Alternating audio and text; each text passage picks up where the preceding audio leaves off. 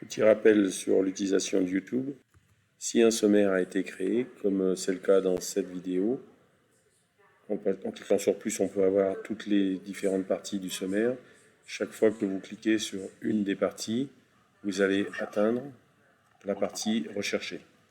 Par exemple, si je fais la création des favoris, en cliquant sur ce lien, je vais tomber sur l'explication de création des favoris. Pour accéder à la plateforme, vous avez deux solutions. Soit vous lancez, vous avez le launcher qui est en bas à droite de votre écran, ici. Vous mettez votre adresse mail, votre mot de passe et vous lancez la connexion. Deuxième solution, sur Clara Connect, dans vos espaces initiation CAO et projet, vous avez un lien 3D Expérience qui vous amène au même endroit, donc votre adresse mail, votre mot de passe et une connexion. À la première accession sur votre session, vous pouvez configurer les favoris. En cliquant sur la boussole 3D, vous obtenez les différentes applications que vous pouvez utiliser. Donc voici les favoris que j'ai mis en place pour travailler de mon côté.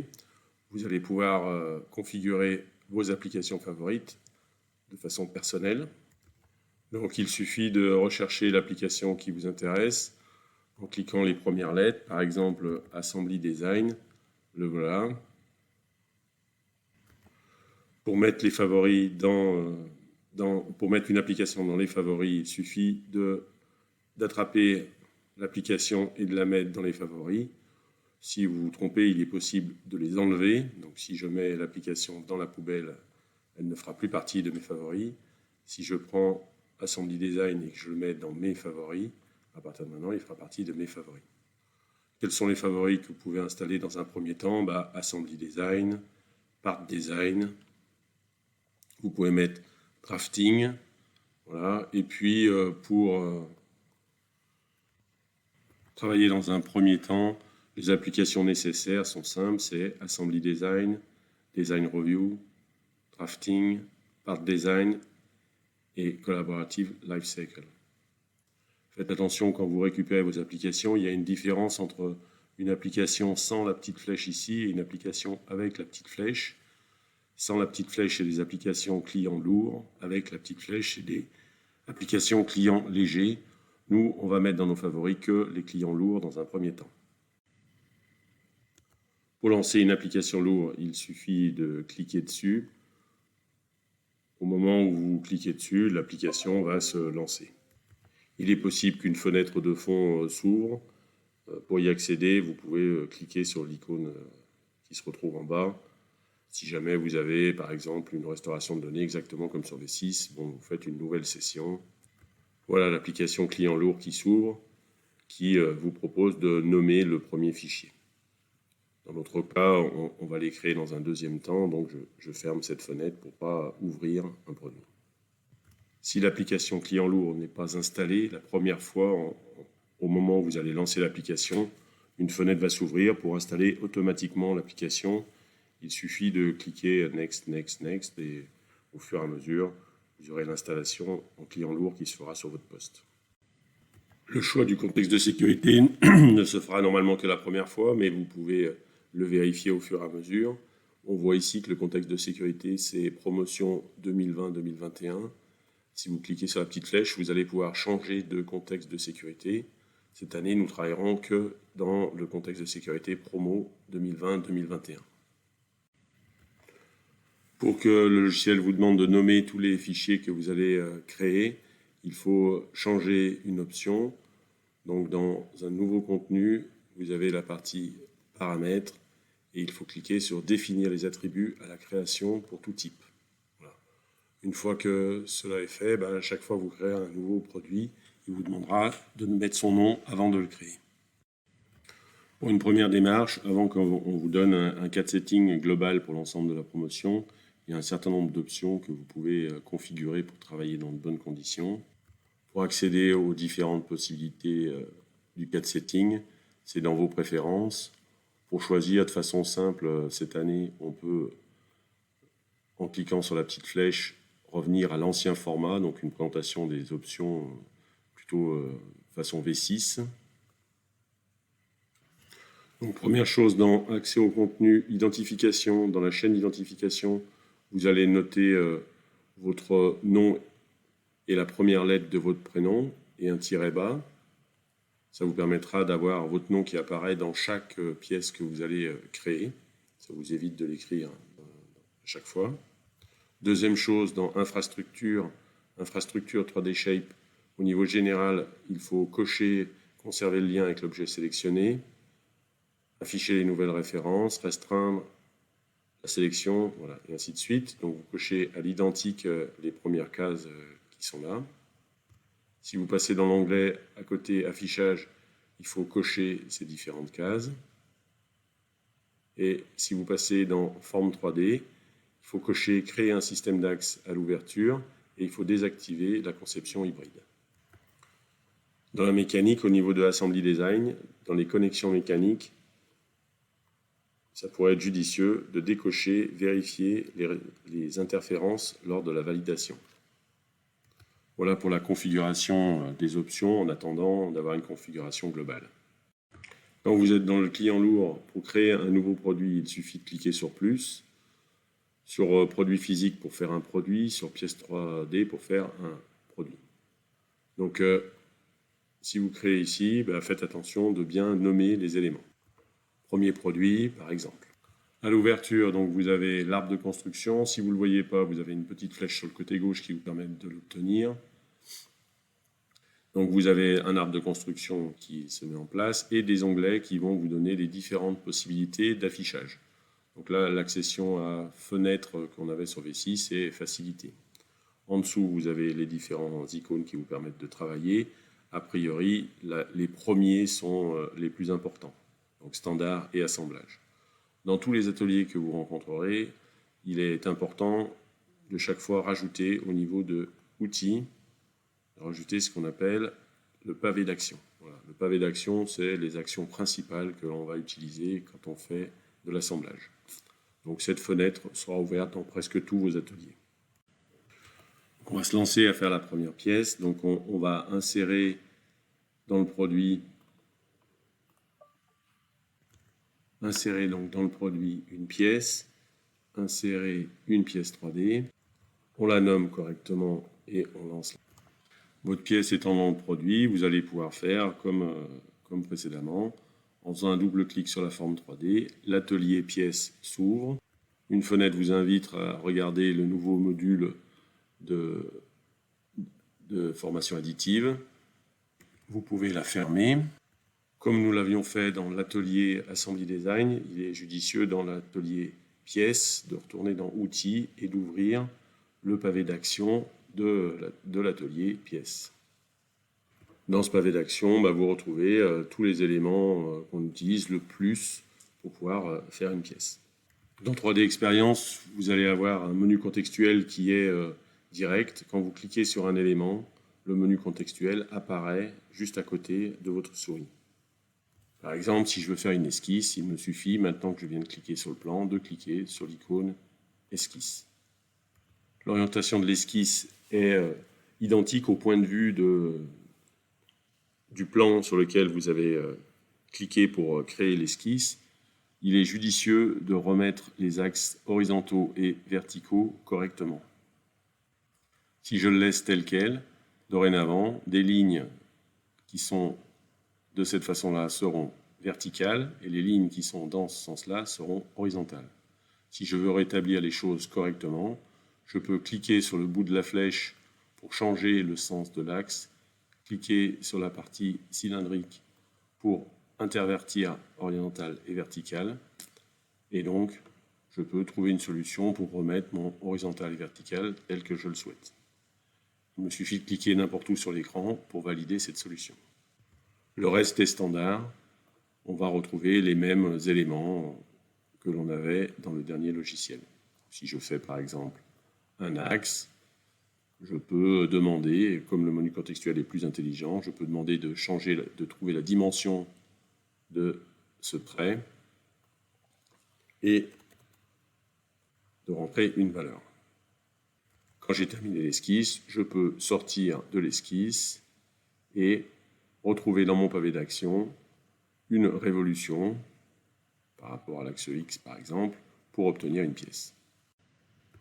L'enregistrement ou la propagation de votre travail se fait de façon simple, comme sur tous les logiciels, en faisant un CTRL plus la touche S pour pouvoir enregistrer. Voilà, l'enregistrement réussi, vous avez donc bien propagé votre pièce. Une fois que vous avez propagé, vous pouvez fermer les différentes fenêtres sur lesquelles vous êtes en train de travailler. Pour retrouver votre travail dans la base de données, la recherche est assez simple. Tout en haut, vous avez une barre de recherche. Si vous cliquez sur cette barre de recherche, vous allez pouvoir cliquer sur « Mon contenu ». En cliquant sur « Mon contenu », vous obtenez l'ensemble des fichiers que vous avez créés dans la base. Pour filtrer ces éléments, vous avez un certain nombre de possibilités, beaucoup de possibilités. Même pour choisir dans ces différentes possibilités, vous avez ce qu'on appelle des tags qui apparaissent à gauche si vous cliquez sur cette icône-là. Donc, si vous cliquez dessus, ça l'enlève. Si vous recliquez, vous avez les différentes possibilités de filtre de l'ensemble de vos fichiers. Donc, vous pouvez les filtrer en regardant, en posant des questions sur que sont les différents fichiers qui sont dedans, quand est-ce que vous les avez créés, qui les a créés, voilà, et ainsi de suite. Ceux que vous utiliserez très régulièrement, c'est plutôt le quoi et dans la structure du contenu. Donc le logiciel sera capable de vous dire quelles sont les racines que vous avez directement dans tous vos fichiers et quelles sont les feuilles. Donc vous avez racines, intermédiaires et feuilles et autonomes qui correspondent à la racine, c'est tout ce qui est tout en haut de l'arbre de construction que vous avez sur le côté gauche de votre produit.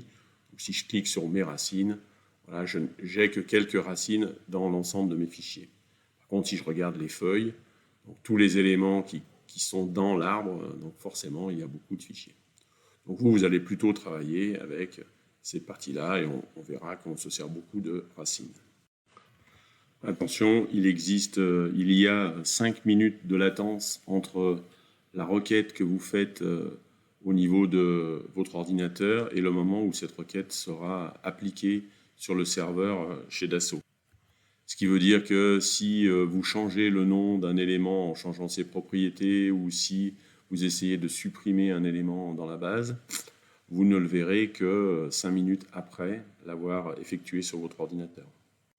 Pour ouvrir un produit dans le client lourd, une fois que vous l'avez recherché et trouvé, comme dans l'ancienne version, il suffit avec le bouton droit de demander l'ouverture. Attention, un double clic n'est pas l'ouverture, mais l'exploration. Quand on a inséré une deuxième pièce dans notre produit pour pouvoir la faire, il peut être judicieux de l'ouvrir à part pour avoir une fenêtre plus simple d'utilisation. Donc les deux fenêtres restent à votre écran en haut. Vous pouvez passer de l'une à l'autre en cliquant soit sur l'une, soit sur l'autre. De la même façon, je clique sur un plan, je peux faire une esquisse, je valide que mes axes sont bien dans le bon sens. Si les éléments qui me sont proposés sur le pavé d'action ne sont pas suffisants, il est possible de les récupérer sur la barre inférieure. Par exemple, si je veux un rectangle centré, je peux la récupérer en dessous. Une nouvelle fonctionnalité, ou en tout cas une fonctionnalité plus facile d'accès existe dans le nouveau logiciel. Vous pouvez dire par exemple que ce trait et ce trait ils vont être égaux. Donc à partir de maintenant, vous avez forcément un carré. Pour mettre les fonctions avec la touche CTRL, je peux sélectionner un élément et un deuxième élément. Et le menu contextuel me propose des possibilités donc de mettre une cote. Et de la même façon, je peux soit accéder au menu contextuel qu'on voit apparaître, mais qui vient de disparaître parce que j'ai bougé ma cote, soit avec le bouton droit, choisir le nouveau menu contextuel. Voilà pour la conception de la deuxième pièce. Pour la fonction assemblage, ça n'a pas beaucoup changé. Vous allez retrouver la connexion mécanique ici. Donc, pour pouvoir le faire, cette connexion mécanique, vous pouvez peut-être avoir besoin de bouger les pièces. Pour bouger les pièces, de la même façon que dans l'ancien logiciel, vous pouvez poser la boussole sur une surface et avec les flèches, vous pouvez déplacer une pièce ou l'autre. Voilà. Vous pouvez aussi utiliser la partie manipuler les pièces. En cliquant sur manipuler, vous allez pouvoir vous déplacer, par exemple, suivant l'axe Y, une pièce dans un sens et dans l'autre. Pour mettre une connexion mécanique, même chose, on clique sur connexion mécanique et on va donner, on voudrait que cet axe soit coïncident à cet axe et que cette surface soit en contact avec celle-ci. Voilà. Ça fait bien une connexion pivot. Et puis, tout ce que vous saviez faire avant continue à être vrai sur le nouveau logiciel. Pour faire une revue et donc insérer les diapositives, il ne faut pas oublier d'insérer. Donc c'est insérer un marquage. Une fois que ce marquage a été inséré, et seulement là, donc ne pas faire de changement d'atelier avant d'avoir inséré le marquage, je passe dans l'atelier qui va nous permettre de faire Design Review, qui va nous permettre de faire les diapositives. Le reste est à peu près identique au CATIA V6, en plus fluide même, on va dire. Donc ici, on peut rajouter 2 diapositives. En changeant leur propriété, on peut les renommer. De la même façon, on peut enregistrer la diapositive avec le bouton droit en mettant à jour la diapositive. On peut changer la couleur de la pièce en cliquant sur la pièce et en obtenant directement une palette de couleurs. Bleu pour celle-ci et jaune pour celle-là, par exemple. J'enregistre comme étant la diapositive ensemble. Même chose pour l'éclater. Si je veux que cette pièce soit de couleur jaune et celle-ci de couleur verte, avec la boussole, on peut déplacer les différentes pièces et enregistrer la diapositive. On a bien un ensemble, un éclaté. Attention au changement d'atelier. Là, par exemple, on vient de faire une revue. On est donc dans l'atelier Design Review. Si je veux faire une mise à jour ou changer les liaisons, des choses comme ça, il faut revenir dans Assembly Design. Le fait de faire un double clic sur le produit ne suffit pas à revenir sur Assembly Design. On peut ne plus définir comme courant la revue. Ça ne change toujours pas l'atelier. Il faut bien penser à repasser dans l'atelier qui nous intéresse, c'est-à-dire Assembly Design. Et quand on est dans l'Assembly Design, on va pouvoir faire les éléments de Assembly Design. Donc, dans cette nouvelle version, bien faire attention dans quel atelier vous êtes en train de faire les choses pour que vous retrouviez bien les icônes qui vous intéressent. Si on veut faire un dessin d'ensemble ou un dessin de pièce, la solution est la même que dans l'ancienne version. Insérer un dessin. Une fois que le dessin est inséré, on va pouvoir faire un double clic sur le dessin s'ouvre. L'atelier Collaborative IP Management peut être ouvert quand on fait du dessin. N'oublions pas de bien vérifier l'atelier si l'atelier qui nous intéresse est l'atelier Drafting. Comme dit précédemment, souvent les 2 premiers suffisent à faire beaucoup de choses. Vous allez pouvoir ici faire la mise en page, comme dans V6, ici faire une vue de face ou une vue isométrique, comme dans la V6, pareil pour la coupe. Je fais une mise en page, je choisis de travailler sur du A3, je veux créer un nouveau modèle, donc j'applique, j'obtiens bien un cartouche, et si je veux faire une vue de face, je peux sélectionner directement comme on avait vu au semestre 1, donc il faut d'abord sélectionner une diapositive. Donc par exemple, je veux faire le dessin d'ensemble, je sélectionne la diapositive ensemble, et après, sur le volume, je vais choisir une orientation. Voilà pour l'orientation que je peux changer dans un deuxième temps si ça ne va pas, et je clique pour valider. Pour une coupe, même chose que dans V6, un trait de coupe et une mise en position. Voilà pour une coupe.